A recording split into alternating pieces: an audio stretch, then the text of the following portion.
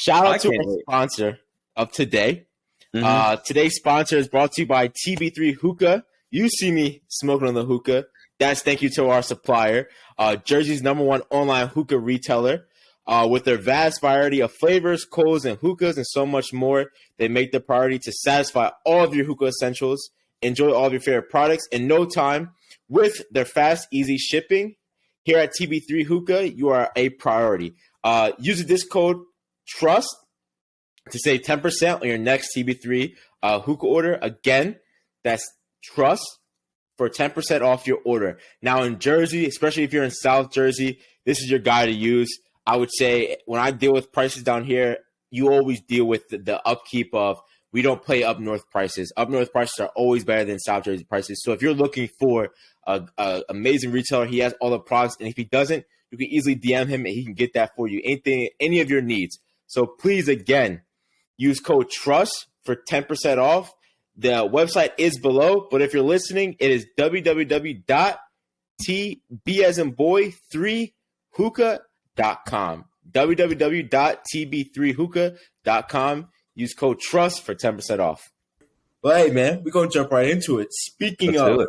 college football, I think where do you want to start off at, brother? We could start off at, in my opinion, I want to start off with Kansas State versus TCU. Yeah, let's do that. I'm sure we'll have plenty of time for you to talk about your Buckeyes sneaking their way in. But yeah, let's start there. Oh, so looking at Kansas State versus TCU. Now, who take this back? I don't know if it was last week, but 2 weeks ago, my debate, what would you rather? Would you rather a team that skims through the season with close calls wins to get to that big game? What team would you rather have? And TCU just proved my point. And I was like, I'm going to bring this is exactly what it is, right? They didn't have a total big their entire season was blowouts versus teams they should have blew out. But those times when they played big one, I think it was like 3 games. I looked up the scores where they were either they won by a touchdown, or it was an overtime win, or it was a win by a field goal. So that's how their season was playing out. So that's where my argument was coming from. When it's time to have these big time games, this is where it's not going to go your way all the time. We see it come down, right? Did it go? It went to overtime, correct? Yeah. Overtime play. TCU. Was it first and goal? I feel like it was 4th and goal from like the 9 to start that. First and goal. To start that. First and goal. So first and goal in overtime. TCU received the kick first. Kansas State elected to defer, so they get it the next. Not next, but they're on defense first. And the college football rules, I know they switched them, or was that the NFL they switched? Yeah, I believe they switched the NFL as well, but in college it used to just be back and forth. It's pretty much the same, at least to start. So I'm sure, as everybody saw, you'll get it from your opponent's, I believe, 25-yard line. You'll go back and forth for 2 possessions. So let's just say TCU scored twice, Kansas State scored twice. I believe it's after the second or maybe even third drive. This is where the change comes in where you just have a 2-point conversion battle. You put the ball at the 2 or the 3-yard line and just have your 2-point conversion play, but never even got there. I actually love that. I completely agree. Because 2-play is, now it's, can you beat us? This is, if I can't score right here, like it is what it is, right?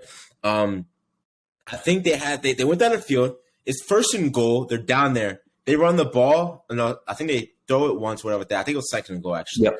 And they run the ball each time, and they can't score. TCU cannot score in Kansas State. Now, this is where my argument comes into play. You're this team. You've been disciplined. It was Baylor, correct? With no time on the watch, you come in, kick the field goal to win it, right? To send you into the next week. It doesn't go your way all the time. Your team is how far do you want to push them to win in those big time moments? That was my debate from last time, right? And it was a perfect example of that. And I have an example to back my point in the NFL. We'll touch base on that. Okay. But that's a shame for TCU.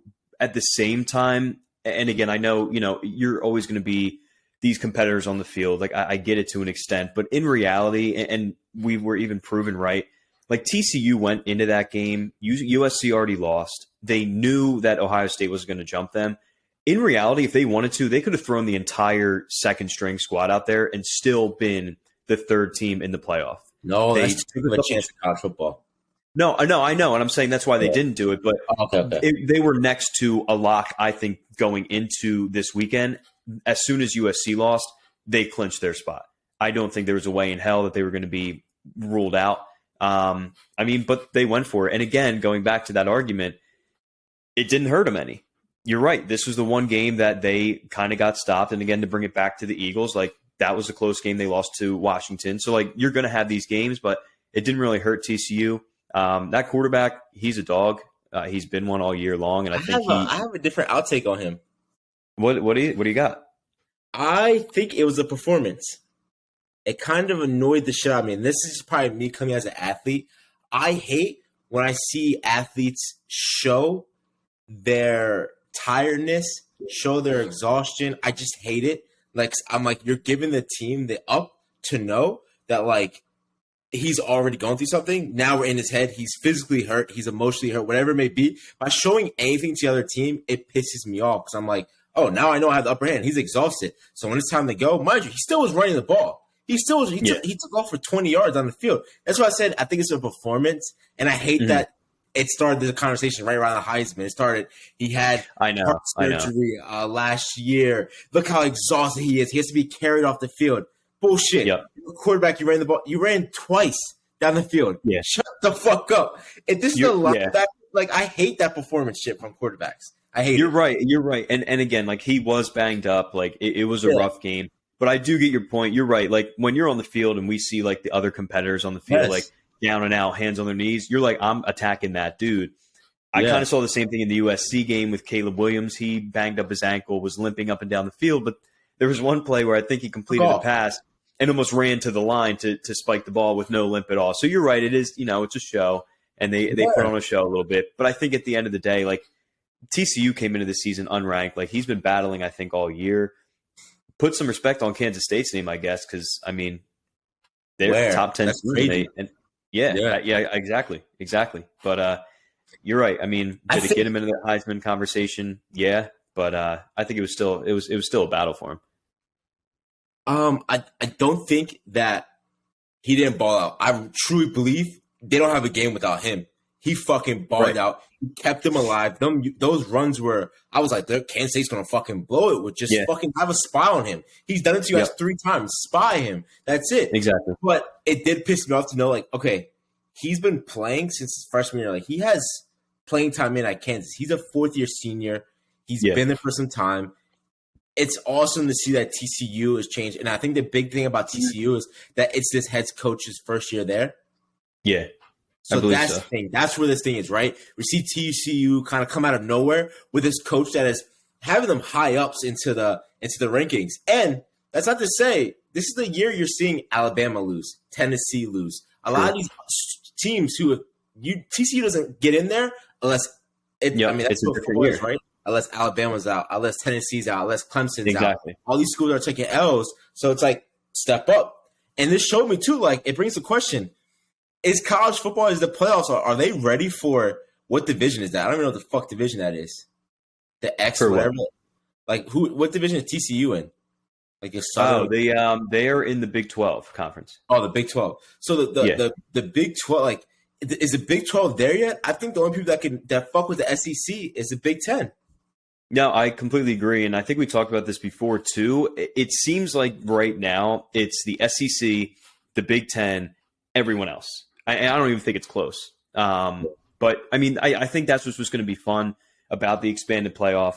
So it was confirmed this past week that they'll have the 12-team playoff in 2023, I believe. They were only looking for, a couple different sign-offs that they got. Again, it'll be fun. But, we might even see it this week, right? Or not this week, but when Michigan plays TCU, as good of a year as TCU has had, if Michigan goes out there and dominates them, you're exactly right. That just is showing me that the best of the Big 10 can throttle, anybody in that Big 12 conference. And they probably will. I'll fucking say the ACC is still better than the Big 12. Yeah, I mean, even with a struggling Clemson, probably. North Carolina. I think these teams are way better than them. I think that it was it was still an effort to see of the effort it was, but I just felt like, oh, here comes the performance. Here comes the quarterback that had heart surgery. It's like, bro, ball out. I don't need to know your backstory.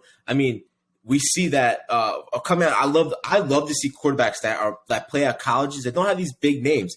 We see this with who's my guy? RG3. RG3 at Baylor. He won the Heisman that year, correct? Yep.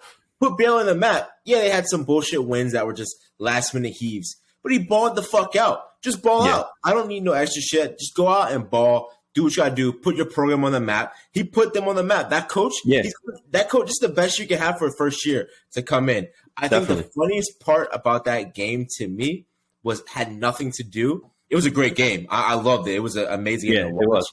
But it was, that wasn't that game. When we saw it, no, it wasn't that game. But we see Nick Saban lobbying for Alabama to get into the playoffs. I did see that. It wasn't that game. It was a later on game, right? Yeah, I think it might have been the ACC championship game. Yeah, because this was after. I think part of his argument probably came after both USC and TCU already lost. So yeah, it probably was that night game. Who played first? USC, right? USC played Friday night, and then TCU played, I think, the first game on Saturday. No, this happened Friday night because I was home. Yeah, this happened Friday night when he was lobbying. Okay. When he started lobbying, he started lobbying, and I was like, so I'm sitting there, I'm just like watching. I'm like, all right, like let's just here come Nick Saban, right? He's at a recruiting event, right? He's during the season, right? And now it's so interesting because there's some valid arguments to what he's saying, but I listened to this one college football podcast with Joel Klatt, and he brought up the perfect point because up until I heard him say this, I was kind of like, you know what? Bama has a legit argument. If your main argument is how good your losses are, you're not in. Like, what are you arguing at that point? That we lost closer than somebody else lost? That's not a fucking, like, their best win was what, Texas? Yeah. Which, okay, you barely beat them. So you're trying to tell me, and again, I get your point, but your main point is, hey, we lost better. Get the fuck out. Yeah, no, you don't deserve to be in. But that's the same thing where they say why you could be ranked, why TCU is ranked over Ohio State. They lost better than Ohio State lost to Michigan. Yeah, that's true. But again, it goes back to this argument that I'm almost going to miss as the playoff expands is this argument of the conference championship games and how much should they mean?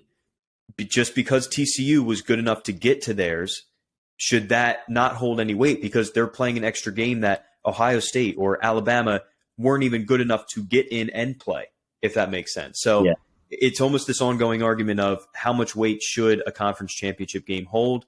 I guess we saw to an extent USC, they got blown out, second loss of the season. Yeah, I guess to an extent it matters. But like I said, I felt like going in there, TCU could have lost by 2 or 3 touchdowns. I could be wrong, but they would probably be at that 3.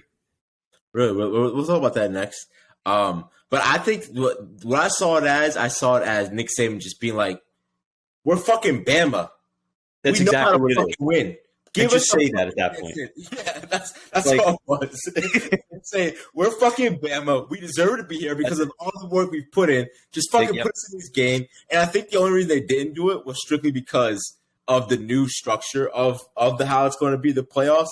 And also them not trying to show how corrupt they are and how much they favor Bama. That's all it was. And the other time they would have been like, shit, Nick Saban, if you ain't say shit, motherfucker, we probably would have slipped you in there and just took it. But the fact that we paid for it, we can't do something.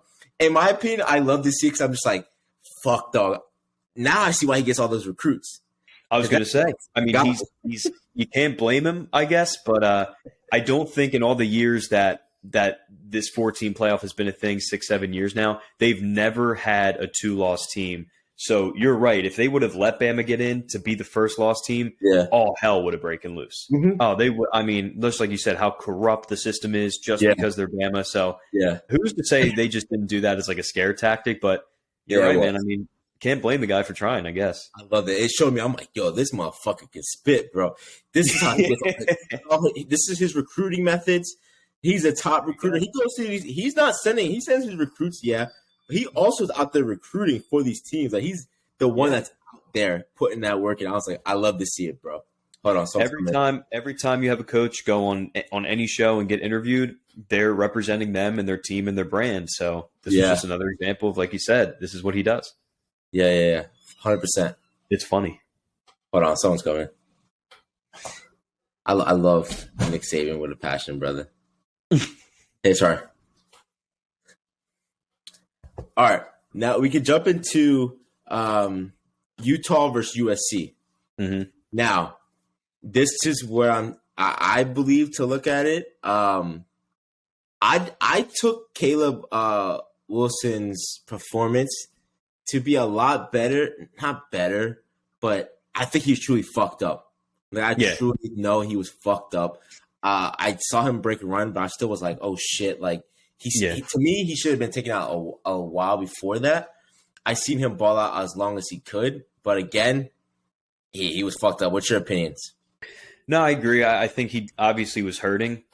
This is just what makes, I think, Utah such an interesting program, because when you think of the Pac-12, you think of Oregon, right, which is that speed, flashy uniforms.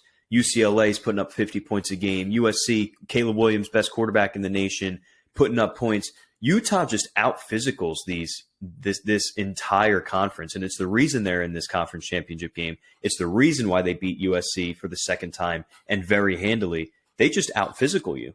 Like, they are just a damn good football team. USC, props to them. Again, not an Ohio State bias, just like as a fan of college football, USC is one of those premier brands. Like, it would have been cool to see them play. But, great season. Next year, look out. I mean, they may be ranked number one throughout the whole year. Williams is coming back. This really wasn't supposed to be a playoff year for them. I still think they're missing a couple of pieces, but I mean, they got absolutely throttled. I was thinking the same things, right? I was truly thinking, like, no matter what, this is a team that next year they'll be top 5, in my opinion. And it's not going to be no TCU. It's not going to be these bullshit teams up there. It's going to be bringing USC back on the map, right? Because USC was there.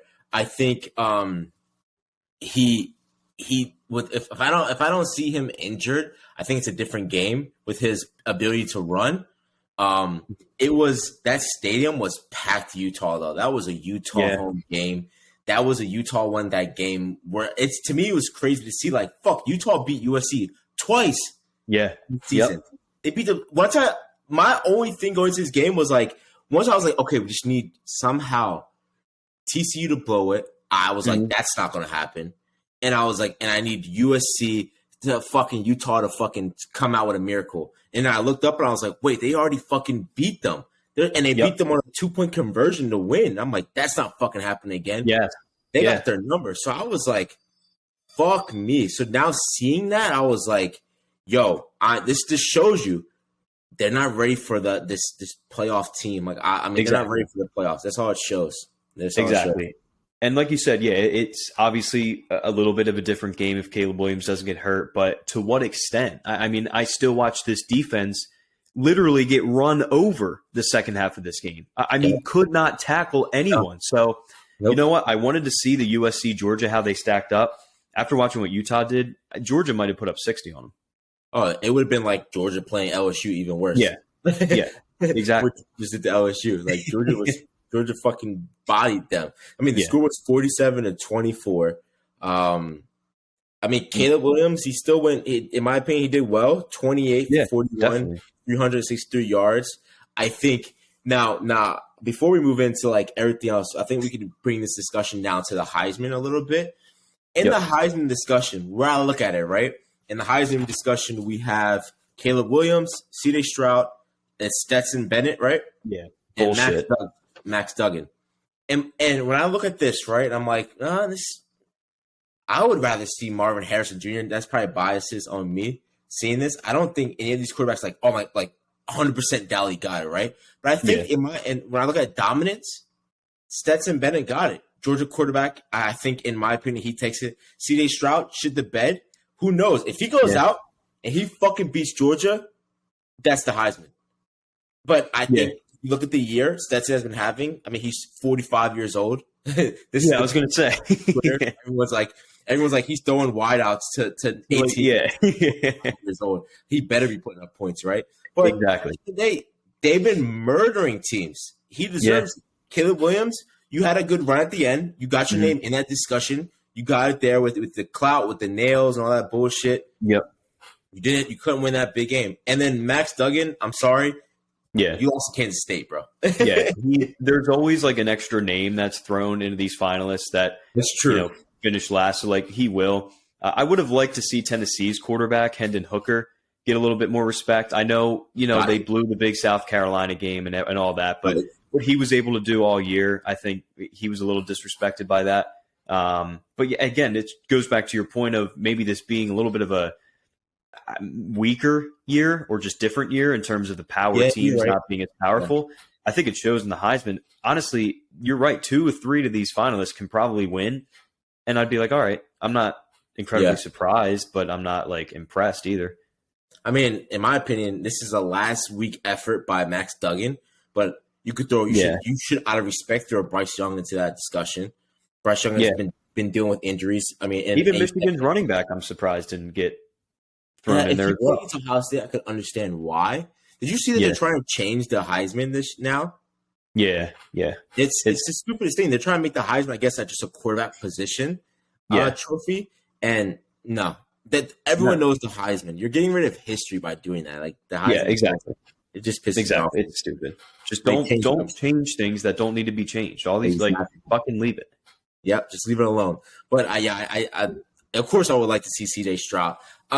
Is the Heisman after the national championship? So I was going to say, I want to say it's before any of these playoff games will get played. So I think the votes at least will be in. So whatever's happened is going to happen. So no, I don't think, if CJ Stroud goes out there, throws for 500 yards against Georgia, I don't think that will have any impact on his stock. Yeah. Hey, no matter what, CJ Stroud, you need this W for your draft. That's all I gotta say. But yeah, I'm going with Stetson for the Heisman, in my opinion. Yeah. So this says the winner of the Heisman is going to be said on December 10th. So just next week. Yeah, it's over. Yeah. That's they do it before the playoffs begin, and then allow that to happen. I do hate that it's kind of we're in stall right now for a good 2 weeks. I get it. But I don't like it, but it is what it is. I agree with you. I don't want to talk about the funny shit to me is the Dr. Pepper scholarship throw, right? And I love the announcers this year were actually like talking shit on some of the guys. They're like, all right, who are you taking in this one? And they're like, I got to see who the guy is. Because, everyone knows it's all about the push throw. It's this right here. Which should be illegal. I completely disagree with that. That was going to be my point. Football. Yes. That was going to be my point. I was going to say the rule should be you have to throw it. It should be girl versus girl or guy versus guy. And I'd rather do it 2 times. I'd rather do a girl versus girl, guy versus guy. Fuck the gender, whatever shit. Yeah. It's smart. But you have to throw it. Like you both have to throw it. It's not far. It's 5 yards, right? Yes, I think so. Yeah, it's 5 yards. I don't think you have to push. It's funny. I was sitting here with Kat and a roommate, and I was like, watch. The trick is you have to push it. Some guys will be cocky and be like, oh, I'm going to slay these bitches, right? And try to make it to the NFL. And they end up losing because the girls just sit there and ding. I've seen a Chinese girl ding them all. Just bang, bang, and it's bang, money, bang. Money. It's money, but if it's a football throwing competition, like have it be that. I think next year, I saw someone was like, here we go. A competition give free money away to mommy and daddy scholarship funding. Yeah, exactly. Kids, I mean, and it was funny. We were talking like roommate, she didn't understand. Like I was like, yo, that's just a semester and a half of school. And they're like, she was like, nuts, everything. I'm like, it's $100,000. It costs $30,000 a year to go to running. It costs to go to like these Ohio big schools. Yeah, you're right. Maybe 2 semesters. Yeah, maybe if you have decent housing. I think they should ban the little shove it. It has to be a full throw, and if you get called out for your underarming or something like that, you should lose automatically. I'm for that one. Dr. Pepper, get it together. But hey, man, let's move on to the playoff picture. So the playoff picture right now is Georgia versus Ohio State, Mhm. TCU versus Michigan. Georgia 1, Ohio State 4, TCU. TCU yep. 3, Michigan 2. I'll let you start Mhm. off because I have my own beliefs of the rankings going into it. Yeah, so I think they got the rankings right. Georgia did their thing, they're number 1. Michigan did their thing, they're number 2. That's not going to change. 100%. Again, I think the argument, what we just talked about a few minutes ago of the conference championship game, and also just how close they lost, right? And Kansas State is not on the level of Michigan, which Ohio State, that's their one loss.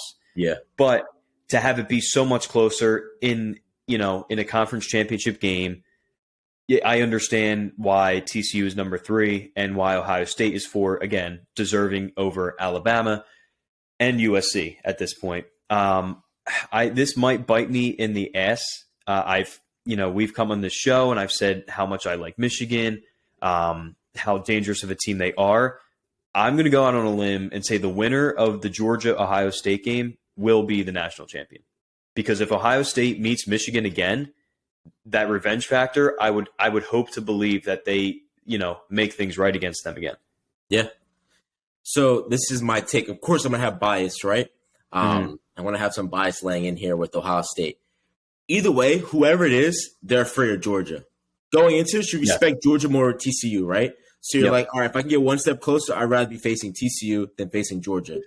Respectable. All right, I completely understand. I do not think that the ranking of TCU, what were they ranked before this game, before going into this game? 3. So they were ranked 3 and stay at 3 after a loss. Yep. Like that, and you lost a championship game, right?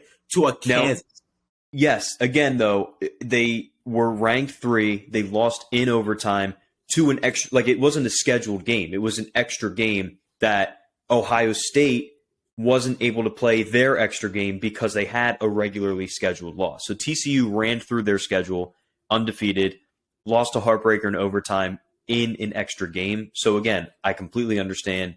Both teams have one loss. It just so happened that the one happened in a game that really, again, didn't have much meaning outside of winning the conference. But right now, where we stand, where the league stands, there's still precedent on that game. They still hold precedent onto that game. That game still means something. For right now, I think when we look at the playoff structure, that there doesn't need to be divisional championship. Fuck that shit. That shit to me, it means nothing. Get rid of that whole shit altogether, right? Yeah. But they still lost. And we know if you lose, you move. Shit moves. You move backwards, or you stay in the same place if everyone else lost. But you lost. USC moved. TCU, you lost to a Kansas at the time was ranked what, 11?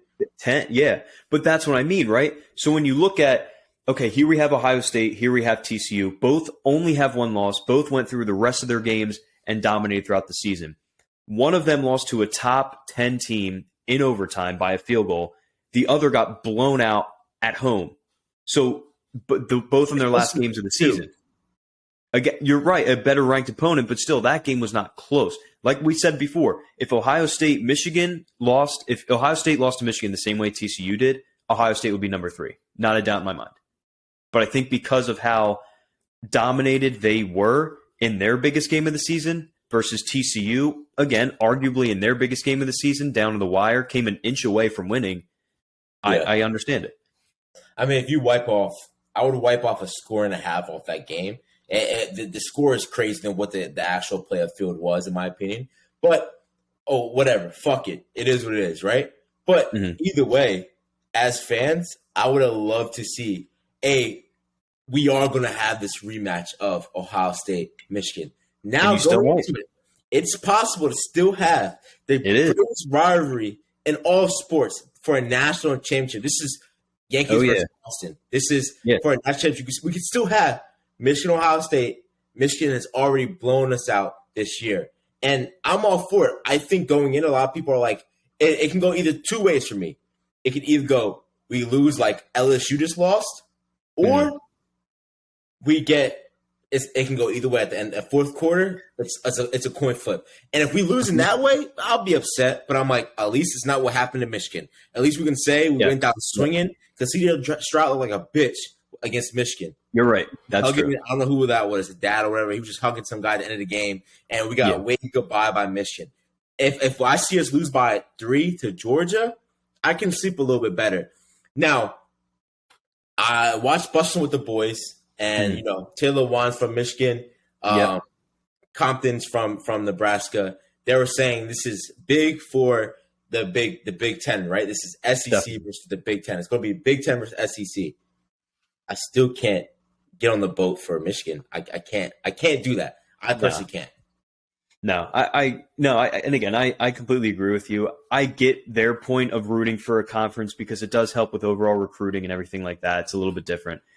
But I mean, you're right. A rival is a rival. Like, I won't be able to do the same thing. Like, I agree with you. Let me ask you this fun question. It'll never happen really in any sport. Maybe it will, but we see pretty often in these postseasons how the matchups end up happening. And just so happens how it fell that the best team in the nation, Georgia, who, like you've been saying, has been rolling all year long, is playing an Ohio State team that has been a top 2-3 team in the nation all year long. Do you think there's an argument to be made that maybe college football should have allowed Georgia to maybe pick their opponent? Because I would believe that they, not to disrespect TCU, would probably pick TCU over Ohio State. Oof. But that would be nuts. Because in full transparency, how could you have that across the board, right? In other sports. You're right. Other sports. But I think it would have to play off of, like, okay, there would have to be categories of, like, your dominance. How dominant were you all this year? You're almost saying, like, pretty much like a first-round bye. I would rather you say a first-round bye than this, right? And I think that's what the championship's next playoff will be. You kind of have that first-round bye, move on. I think that, of course, if I was Michigan, I fuck with that idea because it's like it gives you a motivation to let's fuck teams up all year just for that slot. Exactly. Like, Exactly. Let's pick this motherfucker. I mean, it's almost like you get to pick at that point, right? So I think how the 12 team is going to work, I think the top 4 teams will get a bye. So you're right, that'll be fixed. But it's an interesting point because, again, here's this Georgia team that in reality, I would think, again, not to disrespect the team, maybe they don't think like this. But maybe as a Georgia fan, at the very least, they probably were hoping a little bit that because TCU lost, Ohio State would jump them so that if they did see them, it'd be in the national championship game. Maybe they don't think like that. Maybe as a competitor, put whoever in front of me, I'll smack them in the face. Oh, no. But it has to be thought about. I mean, no. At the same time in this discussion, you want to be dominant, so you have number 1. And if you're 1, you're going against 8. Yes, it gives you something more to play for. You always want that ranking, right? I want to go into the season and be like, I don't want to be sitting at last to go against 1, or I don't want to be in the middle because I don't want to be, playing against it can be close games. I want to be out beating everyone so I get close to my championship, right? But exactly. I think that'd be hilarious. I would love to do that. That would be dope as fuck to pretty much see teams shit on teams and be like, yeah, we'll take this person. Or someone being too cocky and being like, oh, I don't give a fuck. We want Bama. And you bring Bama in and then Bama waxes your ass. It's like, that's what I'm saying. Or it can go the other way. It can go, we chose TCU and TCU fucks us up. Exactly. Like, how funny would it be to have Georgia select TCU? TCU takes that as a disrespect, beats them, and then you look like an all-time jackass. So, it's something that'll probably never happen. Nah, but it's fun to think about. But then you have Ohio State, Michigan. Ohio State beats Michigan, and then we blow out TCU. It can go. That would be a wild scenario. Yeah. But then, okay, let's say if this season, I love that they did this college football on Fox. That they did like what ifs if this was the college football 12 team right thing. Yeah. So they pretty much put. I don't know where I took. Oh, okay. So they broke it up in divisions, right, for it to look like that. So they have Georgia first round bye, University of Houston, Clemson, and Michigan all having byes. And then they have who has to play to get in, Tennessee versus Kansas. So it'll be Tennessee, Georgia, TCU versus Tulsa. So it pretty much would have been TCU versus U of H. Ohio State versus Penn State, easy W. That would have been us going and then play Clemson. We would have beat Clemson the way Clemson looks. Yeah. And it still would have been another matchup of Michigan because Michigan would either have to play Alabama or USC. And that would have been a crazy game. So this could cause some crazy – this will cause crazy matchups of like we could see more rivals happen in the playoffs rather than these random teams getting in. Exactly. And again, like we talked about, I believe what they're going to do, the first 4 will get a bye. Yep. But then all those other games, the higher seed will have a home game, right? So then even if we have like what's going to make this exciting to me, and again, like everybody hates Bama. I like watching teams dominate, right? Like I'm a Tom Brady fan because he fucking wins. Like if you don't like it, beat them. Like this year, Bama got beat. They didn't deserve it. I'm all for that. But it's going to be so much fun that if this 12-team playoff happened, you could make the argument that Bama would have the second best odds to win it all. Yeah. Because they, they sneak back in. They have another home game that they would probably beat, I don't know, say Penn State. And then they go and play, let's say they play TCU. I would bet on Bama there. And then you might have a Georgia against Bama or Ohio State against Bama in the national championship where let's go do it. But I think it's going to be awesome. So that 12 team will be put into play not next year, but the year after that. I'd have to check. I think so. I think it's the year after. I think they finally set it through what it would be like. I think it's the 20. I think you're right. Yeah, it won't be 23, 24. It'll be 24, 25. Okay. Yeah, I believe from what I'm seeing. So lastly, the biggest thing on college football, and then if you want to talk about something else, is Deion Sanders. Yeah. Yep. Do you want me to grab at it first, or would you like to go? Yeah. You can lead off. So I'm very conflicted on this thing. I've always loved Prime. I grew up loving Prime because of my dad, Cowboys. I love his play. I love his style. All the documentaries I've watched on like college football, everyone has talked about Deion Sanders. Every documentary you talk about, Deion Sanders, very respected, always has a voice, is always like that person that everyone respects. Probably one of the best, probably the best athlete of all time, in my opinion, to do. You have Bo Jackson, but as well as multiple sports at a high level, and I love it, right? I'm conflicted with this. I'm conflicted with my sports brain and then my being black, right? Brain as well that I have, right? And I think that the reason why people have such an issue, in my opinion, is that it's not about money. You take money out of it. I think they were saying like he was giving up half of his money to the college, right? His salary. I think that's what I saw. His salary, he was getting paid $300,000, and half of that he was donating back to the college, right? To put into facilities, whatever it may be, right? Now, I'm conflicted with this. I don't believe the job is done. And I believe the problem that people have is that he's leaving too early. If you were to be there for 4 to 5 years, you can't say anything. You could say, Deion, you've been there 4 to 5 years. You've made your impact. What else can you? He doesn't owe. Right now, he doesn't owe anyone anything. But you can't owe anyone at that point. I just believe my take on it is that he's leaving way too early. The job's not done. And what I mean by this is, yes, for Jackson State, you put Jackson State on the map. I didn't even know Jackson State existed. I'm not going to lie to you. No, yeah, and the amount of fame that he brought through, celebrities, recruits, making the facilities better. I mean, he has to look at this. Just a couple of weeks ago, he was being called out for not being swag. And then a couple of weeks later, he leaves and goes to Power 5. So how does that look? Now, again, he doesn't owe anyone anything. He doesn't owe not a soul. But when I look at the impact of the conference, of SWAC, what he was doing. Now, one HBCU player was drafted in last draft, right? He made that be known. We saw that on all – that would have been head news. No one would have put that on headlines. He put that out there. We need to have a combine. He put it out there. We should be on TV. You're seeing the HBCUs on TV now. You're seeing celebrities at these things. You're seeing these stadiums packed out. There's sellout crowds now during this time. He's bringing the top recruits to the college. Now, what does that do for SWAC? With him leaving, I think in a year we see a demise. Everything he built is coming down because he left too early. That's the only thing that I can't fuck with. I just like he did leave early. I don't think he's chasing the money. I think he's chasing the opportunity. By all means. Go get that opportunity. I can't be mad at you. If I ever come across him, I'm not going to hate him. I'm not going to think he turns back on our people for going for an opportunity. I just am fearful of what he's already done, what he's put into place for that conference. Now, you left too early. I hope that they can keep it up. I hope the rest of the SWAC coaches keep it up to be like, Deion gave us a blueprint. Let's keep it. Exactly. We're not Deion. Deion's the guy. Deion brought all this stuff in. Deion brought money. Deion brought athletes wanting to reconsider where they were going in basketball and in football and multiple sports, right? All across sports. So that's where I have my problem. He doesn't owe no one anything.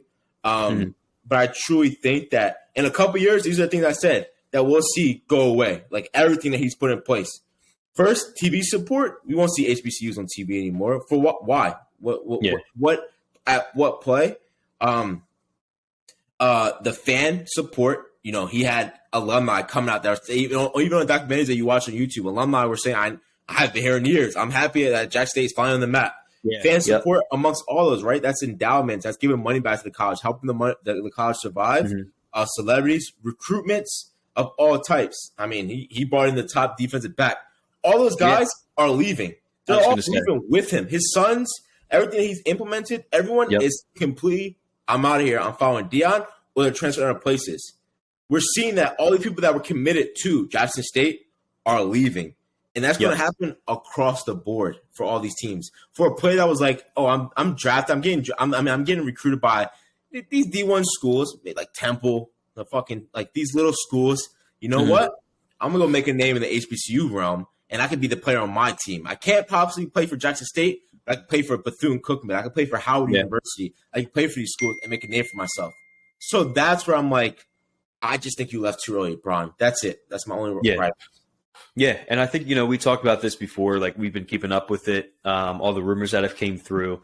And it's almost like, what was your goal? What was your ultimate goal? Like you said, I'm never going to doubt any man or woman for going after a better opportunity. It is more money. It's a Power 5 school. It's almost, again, this was a Colorado team that was probably the worst team in Division I football this year. Like, maybe it's a competitive thing. Like, I want to turn this thing around. But, I mean, you're completely right. I think he even said in his meeting with the team, like, yo, I'm bringing my own luggage. I'm bringing my own fucking guys with me. About that. I fucking listen. I'm talking to a room. I loved it. I loved his entire speech. If people have problems with it, they can go sit the fuck down, because I'm looking at, and not for nothing against these kids, they can blow me out in football and probably any other sport any day of the week. But they were the worst team in college football last year. So guess what? I'm bringing my guys in. I'm not handing over the starting jobs, but if they're better than you, you're gone. I fucking love it. He wants to win. And I don't think he's only talking about kids that he's bringing over from Jackson State. He's saying this recruiting process now at Colorado is going to completely change. You guys might have chose this school because it was the closest to your house, because it was the only Pac-12 offer that you had. No. Dudes are going to want to play for Deion Sanders all around the country. When you get that call or that email from Nick Saban, from Brian Kelly at LSU, from Kirby Smart at Georgia, from Ryan Day at Ohio State, now it's Deion Sanders at Colorado. You're going to see this program change around quickly. I love to see it. So I love it. It's prime. He came in there. He's never going to change. He's not going to apologize. So that I like that he came in there. We're going to do things. We're going to do it my way. I fucking love that. I think that when I saw that, right, this is another point that I have. That this could be the quickest turnaround we see in a team. I didn't look at their schedule, but the first game was against Nebraska. So Will Compton was like, hey, man, we gotta come for prime, right? Yeah. So I think that we can see the quickest turnaround like that. I mean, this is still Power 5. This is still gonna say, okay, we can I think for prime it goes, we can give you credit for what you did in college football for coming in first time, right? It still wasn't Power 5. Let's see what you can do now. There's no higher level of besides you still play whatever, you make it to the championship. You're going to play against these guys. Let's see if you can truly coach at this level now. It's not high school. This isn't D3. This isn't HBCU. This isn't the SWAC. This is big time Power 5 football, right? I think we can see a turnaround. I think we're going to see some recruits, of course, go there. Exactly. Already, the quarterback that was at Colorado is opening his portal. He's going to go look for somewhere else to go. But also, personally, what I don't think Deion has a lot to prove. I think his son, Shador, who is the starting quarterback right now for Jackson State, him going now to Power 5 school, he could have went. His son was already at Auburn, I believe. I think, quarterback, and then transferred there, right? So it's like, I know he could, or no, it wasn't. It was South Carolina. I know that he can ball. I've seen his video. He can ball.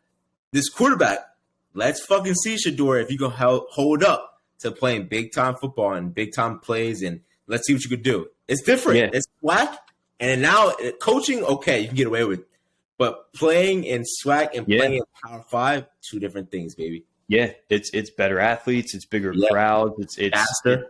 Yeah, exactly. But listen, I think even now with Colorado in the Pac-12, USC and UCLA in the coming years are going to be leaving the Pac-12, so that conference is going to be wide open. It's going to be interesting to see if he can grab hold of it.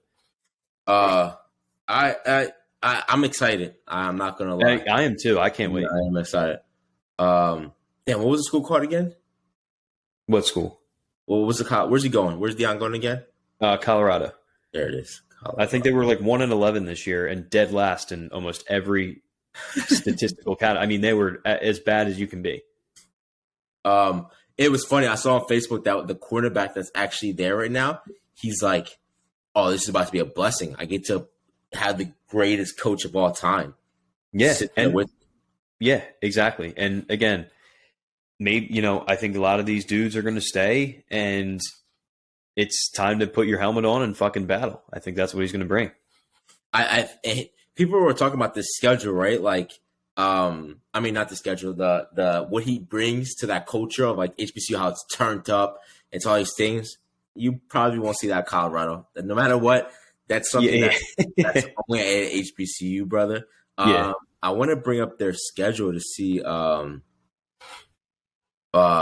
their schedule looks like going next year. Mm-hmm. There it goes right there. So they have. They actually go TCU. There it is. That's gonna be. There it is, baby, right there, right? That's gonna tell you TCU's coming off a year. Now they're coming back with some guys. The first two games are gonna be like, let's see what the year he's gonna have. TCU, Nebraska, Colorado State, Arizona State, Arizona, Oregon, Stanford. Let's see what you can do against Stanford. Let's see what you can do with UC. The rest of his schedule is fucking crazy. Yeah, I mean Stanford, the Pac-12, USC, Oregon, UCLA, Utah, and then Washington State. Yeah. Still a rough schedule. It's definitely a rough schedule. I like how they open up with two pretty tough, because Nebraska now is going to be a completely different team with Matt Rule there. So you're right. Let's see what they got. Comp was like, he's like, shit, I might have to go start going into recruitment and going into some rooms to slide some kids some paper. Yeah. The thing is, next year, stick to my thing about taking into consideration the NIL deals. That teams are going to have to start thinking about that. We got to start playing these. We got to start bringing some NIL deals in to get these recruits. Because Prime needs to do that. Prime did bring it in, right? His big thing was the wide receivers and guys. You guys, this is my biggest thing I loved from him. The wide receiver guys, he was like, you guys you'll get your NIL deals later. You'll get that from the seasons. Right now, I'm worried about my big guys up front. All the NIL deals, I make sure they get it first. Because they don't have the star player. He brought Chevy there or whatever, or Ford, whoever it was. So I mean, and that's how you're supposed to. I think that's how you build, a good football team. Build it from within, and then back out. So doing it in the trenches. 100%. He knows what he's doing. He's fucking incredibly smart dude. He's got the swag. I'm pumped to see how he does. And this is why I say he doesn't own one thing. He legit lost 2 toes at fucking at Jet State. He don't own nobody's shit, bro. Yeah, like, 2 toes. Exactly. Like, all right, man. Anything else left on college football? No, I think we hit it all. Just get me to the playoff. Yes, sir. All right, let's move to NFL. I think Liam was actually what was it? Oh, he was high on cocaine this weekend, so that's why he was a little hyped up. I don't know. Liam was texting me crazy, so I don't know what he was on this weekend. I think it was coke or whatever it was. I don't know what it was. He was drunk, completely sober. That's sober thoughts you had. What were the thoughts? Maybe it wasn't. My boy was like Scarface, baby. He was just hyped off beating Tennessee like that. So wow. I want to see why you were so hyped up on this Tennessee W. The only thing that I can say is to celebrate is what you did to King Henry. That's all I can say. So here's what I'm going to say, and I said this to you last week when we ended the show. I said the Eagles play the Titans. When they win, I don't want to hear any excuse. I don't want to hear this excuse of the Eagles haven't played anybody. They They haven't done anything. It's a weak schedule. That is a division leader. They are going to win their division for the 4th or 5th year in a row. They were the top seed in the AFC last year. This was a Titans team that went into Kansas City just a few weeks ago and almost beat the Chiefs with their backup rookie quarterback who threw all of 10 times. They don't even trust this dude to play his position and still almost beat what some people believe to be the best team in the NFL in their house. So, again, we talk about it all the time. For you to embarrass any team like that is cool. But to beat a division-winning team, Mike Vrabel is a top 5 head coach in this league. He always brings it. The Titans are just a tough fucking team. Like, they're built with dudes that will punch you in the mouth. And it was nothing. That was a complete wiping on the floor. That was a game where I sat back and just fucking enjoyed it. A.J. Brown, revenge game of all revenge games. I don't know if you saw the Titans just fired their GM. That was definitely because, like, yo, we just saw our best player maybe ever just shit all over us. You're done. There was nothing on the defensive side. It was an all-around ass-whooping of a playoff team, of a team that will have a home game, that will win a division again. And I think as I dove deeper into this game, what I'm most excited about is we've seen back-to-back weeks of this Eagles team, specifically the offense, completely dominate in 2 completely different ways. We saw them Sunday night against the Packers run for almost a franchise record 360 yards. Jalen Hurts, 150 of them. So we can see how good that running attack can be. And then this past Sunday, Jalen Hurts ran twice maybe for 10 yards, threw for 380 and 3 touchdowns. Like, they're doing it in different ways. And I think that is what separates the good from the great. Is great teams can beat you in many different ways. And that's what the Eagles are showing me. This Titans team is a good football team. And at the very least, they're not going to blow anybody out, but they're not going to get blown out. And the Eagles blew them out. So that's why I was so excited to see, because you don't see a Mike Vrabel Titans team get mopped the floor with like you just did. But you're giving the Titans a lot of credit. I mean, we could talk about their history. We could talk about this season hasn't been the best season for them. This season they're still going into this game, and they probably will be the 3rd best team in the AFC seeding wise. What was their record? Like 7-4? What was their record? They were 7-4 coming into this game. I mean, dog, like, that's what I'm saying. That's why I was like confused. Like, this motherfucker must be high, because the Titans aren't all that. They're not all that. An embarrassment of the Titans, regardless.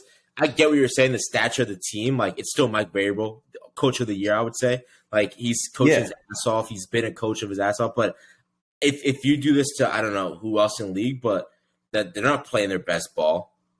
I mean, we just saw so right now, I would make the argument that maybe other than the Eagles, the Bengals are the hottest team in the AFC, right?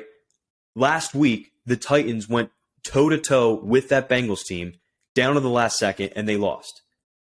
Just 2-3 weeks ago, they went into Kansas City on a Sunday night, most hostile environment in all of football, with a backup quarterback, and only lost by 3. Yeah, KC. But then here they come. What are we seeing with KC right now? They lost to the hottest team in the NFL, and the Bengals. They are still the number 1 seed, number 2 seed. They still have the best quarterback in the NFL, and they barely beat the Titans because the Titans just make you uncomfortable.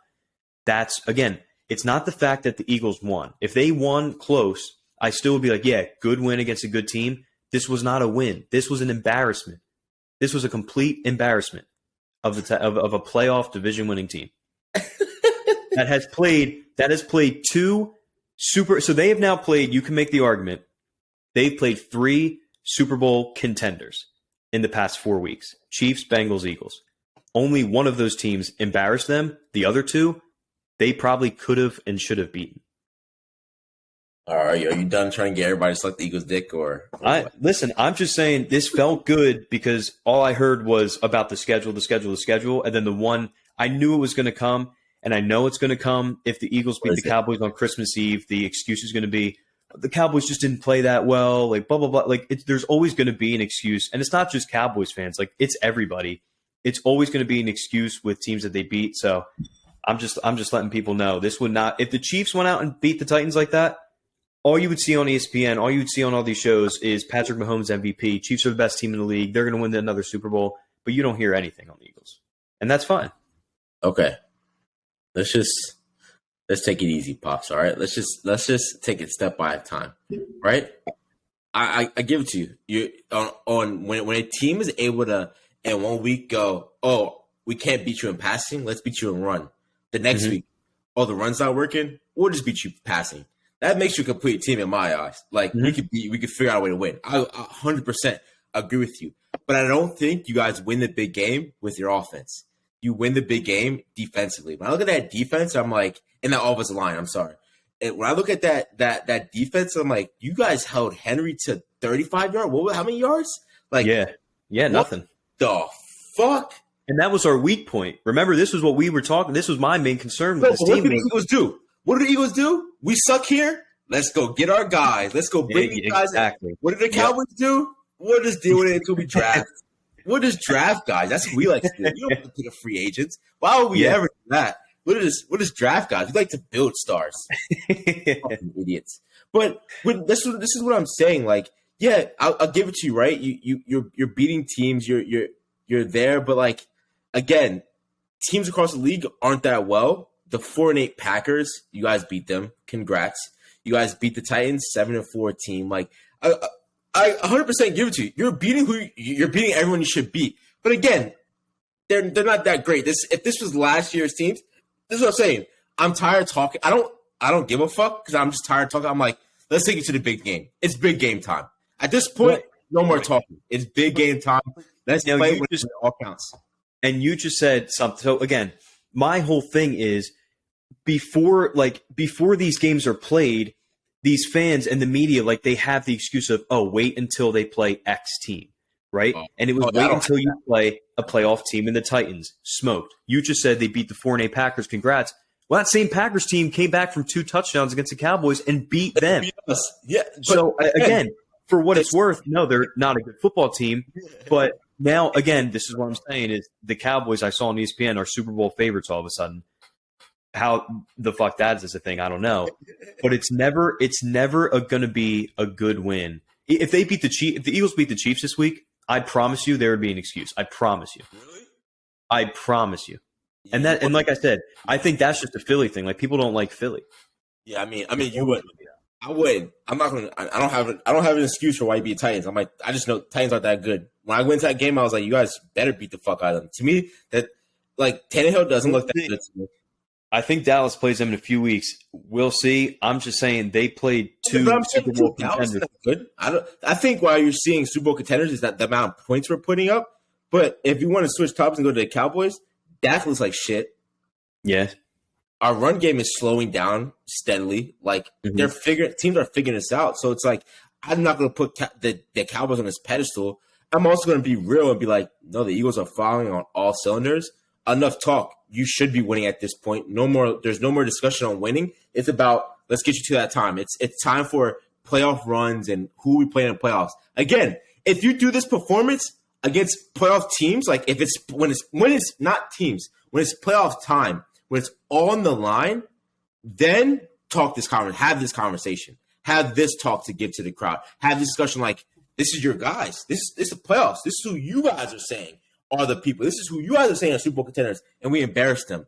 No, they'll have nothing to stand on. But right now, it's just like, bro, let's get us to these all-time games because that's I am. How I want to ask you, how confident are you going into the playoffs right now? So when I look at the NFC in this broad spectrum, after this weekend, I felt a lot better because I would agree that the Eagles are the best team in the NFC. My main concern was the 49ers. Jimmy Garoppolo should be done for the year. So that worry gets a lot less. Yeah. And probably the next team would be the Cowboys, if we're being honest. And I think the rest of and that's in part of the Cowboys game has looked very, very good. Again, I say it all the time. It's tough to win in the NFL. It's tough to put up 54 points. I don't care who it's against. And they'll probably do that again against the Texans because they're shit. The Jaguars, they're shit, whatever. But the Cowboys, for what it's worth, they are the second or third best team in the NFC, I think, right now. Second or third? You're going to say second. But look at the rest. Look at the rest of the NFC, though. You have the Buccaneers, which I'm never going to bet against Brady, but they look sluggish.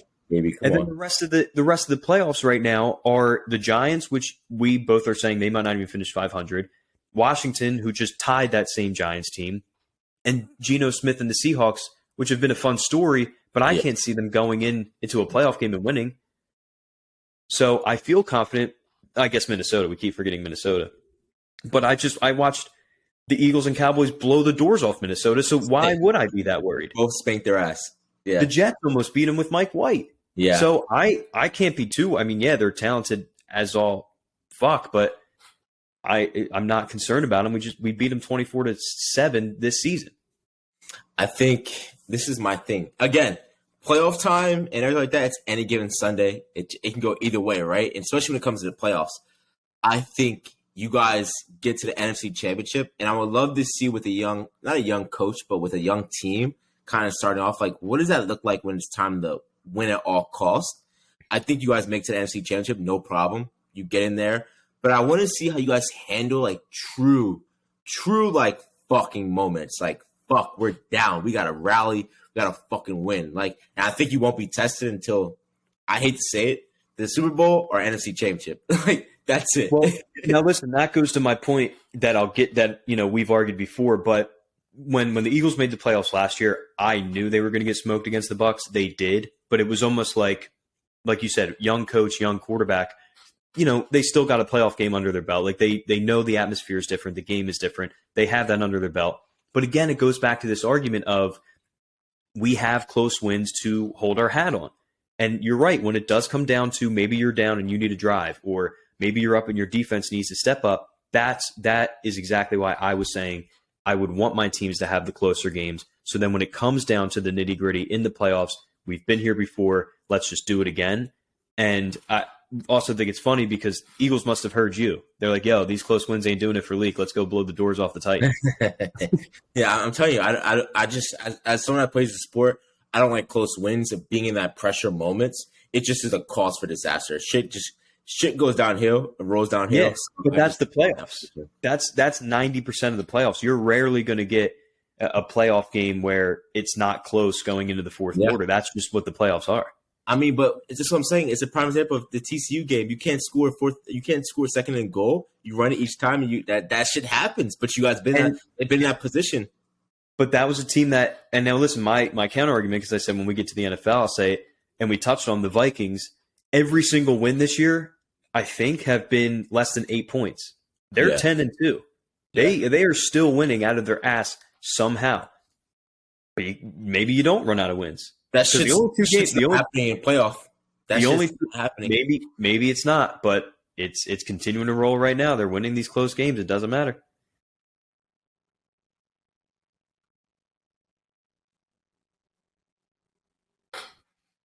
I mean, let's take Minnesota, right? Minnesota. Let's look at Minnesota versus us. If a team comes out and blows you the fuck out, are they coming back? Do they have a chance to win? Are they getting points on the board? No, they're getting beat the fuck up when teams are coming out and saying we're going to. That's every single team. No, but not when the Green Bay was down 14 against us. What did they do? Come back and fucking beat us. They had that chance. They had the opportunity to do that. They get when they're getting upped on. That's what I'm saying. A team like that. Okay, here's where I'll say I'll put my money in. When I put my money on the Vikings winning against a team that wins by 10 every time. Who am I putting my money on? A team that wins by 10 or Vikings who win by a crazy miraculous wins? That already happened. That already happened this year. I'm so glad you brought up that point because that happened with the Bills and the Vikings won a close game. In the playoffs. I guess we're going to have to see. And again, that's just the playoffs. Playoffs could go either way, but your example of a team that's blowing teams out or the Vikings that are winning by the skin of their teeth, that just happened 3-4 weeks ago. And another close game that one team, well, the Bills were not. The Bills have not had big games. What's the odds? I'm saying the Bills have not had those close games. They lost. The Vikings have had those close games. They won. There's your difference. Because you can't convince me. Take the game 10 times. What are the odds in that game? But judging by what I saw, probably taking the Vikings a majority of the time. Get the fuck. There's no way. There's no way. Out of 10 times, I'm taking them 7 at least. The Bills. Because here's what you saw at the end of that game. It was Josh Allen throwing an interception because he was not used to doing those drives versus Kirk Cousins and Justin Jefferson in that offense doing what they need to do because they've been there before. We'll just disagree on that one. That's not true. I would bet. I'm gonna be a rich guy by betting 8 out of 10 times on that. All right, I'm sure you will. But the only one that mattered, the close game team won. Yeah, this has been a great point to get into you. But talking on our the Cowboys, we get it done. If you want us to show you how we beat the Colts, we'll do it another time. It's okay, right? Yeah, I mean, you guys beat up on bad teams. That's what the Cowboys do every year. That's why I say we won't go far in the playoffs. Mark my words. Because, hey, you win the games you're supposed to win. The games you're like, we need to win here. Shit the bed. We also talk about how A-Rod, he just fucking loves destroying the Cowboys and Bears. He just loves it. He does. Eats those games up. But the one thing I've been pissed off at OBJ, right? But it kind of got me thinking. I knew I was going to actually send it to you, but I knew he was at the Cowboys facility from like one of the pages I follow of like the Insider Cowboys that he was getting worked out. And I was like thinking, I'm like, I do like that he's kind of making it like a high school recruiting. Like he's going on his recruiting trips. And I gotta respect it. I respect I can't hate on it. Right.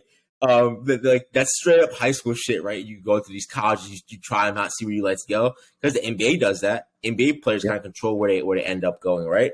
But it makes me wonder. I knew something was off when I saw he got worked out like yesterday, and then nothing was going on, and then you hear he's not ready, something still hurt, and it makes me think: did he re-injure it there, or did he just say I'm not ready yet for this going on? And if I were the Cowboys, I'm still offering him to lock him in for next year. Yeah, I agree. Listen, at best case, he can come back in time for the playoffs, or I don't know what extent he's not ready, but at best cases, you'll have Odell for that run. Worst case, your team is the exact same. But you just brought up the point of what you want to see from your Cowboys that the Eagles did. Take a chance. That is what winning teams do, is just taking chances. Scared money does not make money. So I think you still got to offer him. I mean, Sue was fucking, I don't know. Does he have the Super Bowl win with Tampa Bay? Yeah. Yep. And this guy was like the premier, defensive lineman, traveling around the league and still winning, right? Still a great player. Cowboys, take a chance. I don't think he's ready for playoffs. That's the griping of like, should we get him? I don't give a fuck. Lock him in for next year. Fuck it. And get him in your facility. Like, have your guys work on him. He clearly gets along with the team. He's going to Mavericks games with Trayvon Diggs and Micah Parsons. Like, bring him in the building. Hey, don't forget my boy was there too, baby. Who? The grandfather of them all. Des Bryant was there. Don't worry. Yeah, another guy that never really won anything there. But listen, if I'm the Cowboys, I agree. I bring him in, have him work with my trainers, with my medical staff. Learn the playbook all the while, so then if you can come back, you're ready. You're locked in. So you know what that does? All summer long, you're throwing with Dak. All summer long, you're working out with CD, Brown, Gallup, all these guys. You're working out with them. So it's like, it is what it is. And not for nothing, one more thing, and this is what even I think the Eagles coach Sirianni said when they brought in Ndamukong Suh, when they brought in Linval Joseph. At the very least, what it tells that locker room is I'm fucking all in. I'm all in. So bringing Odell in, that's Jerry Jones telling his guys, I think we have what it takes. This is just icing on the cake. I'm putting all my chips to the table. Go prove me right. Yeah. 100% agree. I think that it was, what was I going to say? I lost my train of thought. But I think that even just bringing him, like you said, around the facility would be amazing just to have him there. Yeah. Coach him up, even if he's not able to play. It's just OBJ, no matter what, all he does is work out. All he does is train. All he does is get it in. This is my take. I think it was kind of funny seeing Pollard start and Zeke come off the bench. It kind of was like, oh shit, is this what we should start getting used to as Cowboys? And I always wonder about their dynamic because when they come on and off the field, they don't even look at each other. They just like switching it out. Ooh, and okay.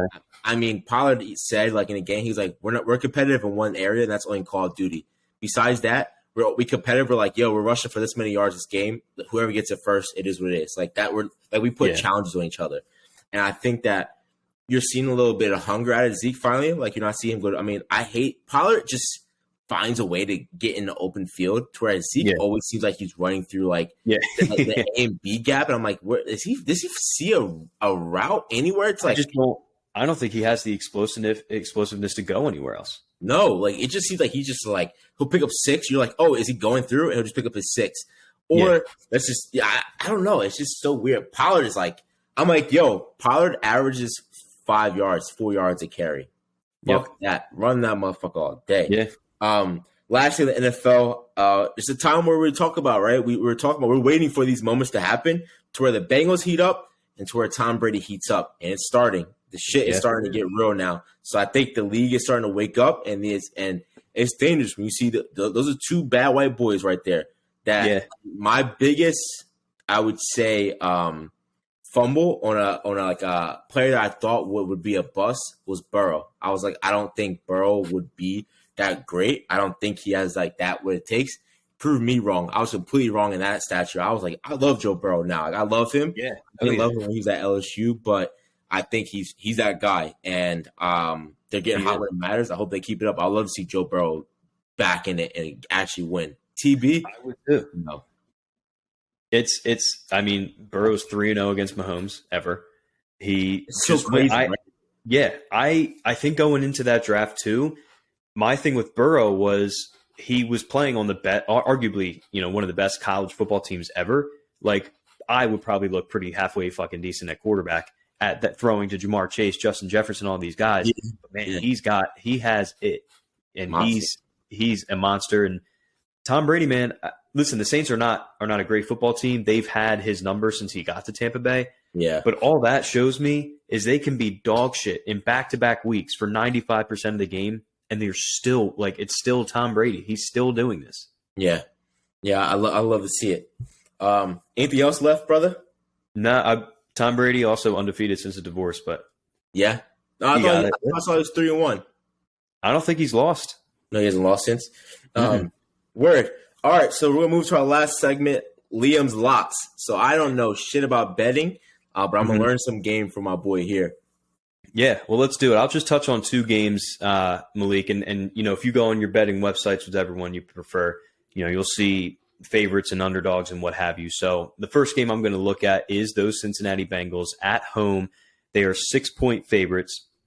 So again, if you were to bet on the Bengals, they would need to win by 7 points or more. If you bet on the Browns, they would need to lose by 6 points or less, or they can win the game. So give me the Browns. That's one of my locks. And really? Here's why. Those division games are always tough. I don't care who it is. Divisional games are always difficult. I saw just a few weeks ago, again, I know it's a different Bengals team, but the Browns, for whatever reason, have Joe Burrow's number. And that included, I think it was Halloween night, actually, on Monday Night Football, shut him down.